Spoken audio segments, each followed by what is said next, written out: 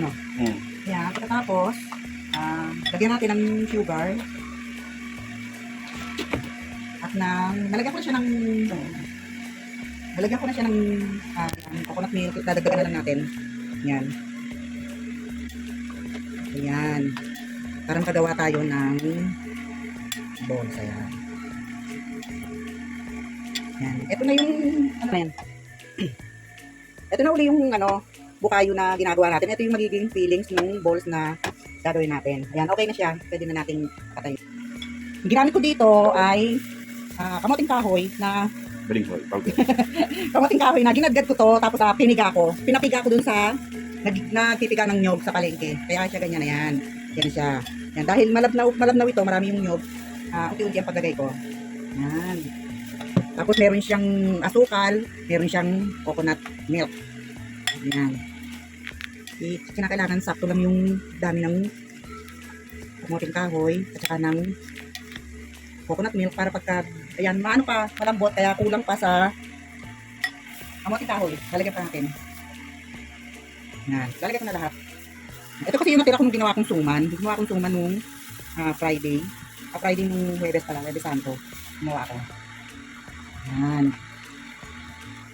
Ayan, tamang-tama na yung texture niya, hindi siya malambot. Para pag gumawa tayo ng balls, hindi masyadong malambot. Yan. Huwag nyo kalimutan lagyan ng asukal.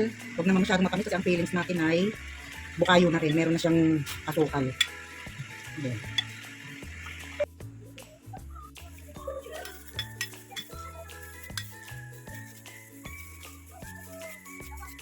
Yan tayo isa.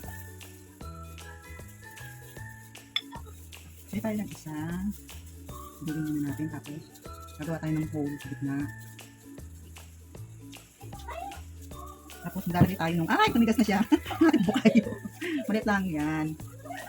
Ayan. Ayan. Tapos, bibilugin natin. Ayan. Ayan. Nakakatawa yung bukayo tumigas. Gagantuhin na lang natin. Para makakuha tayo nung mga ganyang kalaki lang. Tiras-tirasuhin ko na muna siya. Para madali yung pwede na ito kalaki. Yan. Kuha tayo uli.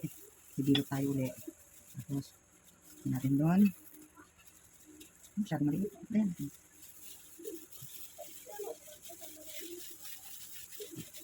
Yan. Oh, masyadong malaki yung isa.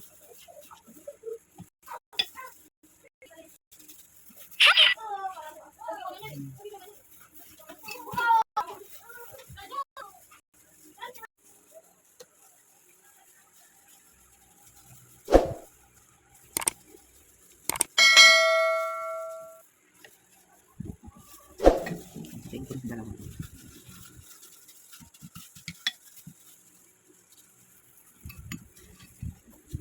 Sarap itong buko.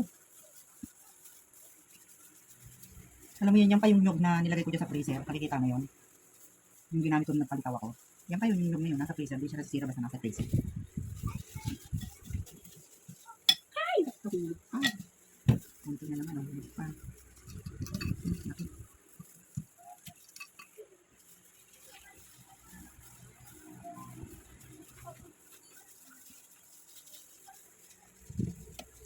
Yan, pakita mo na. Yan na yung, okay na. Ito na yung natapos natin. Ito, ang laman nito ay cheese. At ito, ang laman nito ay bukayo. Itong mga malalaki na to atin. Okay, dadalhin na sa kusina at istin na natin. Lalagay na natin ang ating mga balls. Yan. Papilo muna natin. Yan. Look. Doon. Yan. Yan. Lalagyan ko ng partition sa gitna. Ay, kasi para malaman ko kung alin yung, ayun kasi may bukayo. Ang feelings niya, ito ay cheese ang feelings. Kaya, yan, partition sila.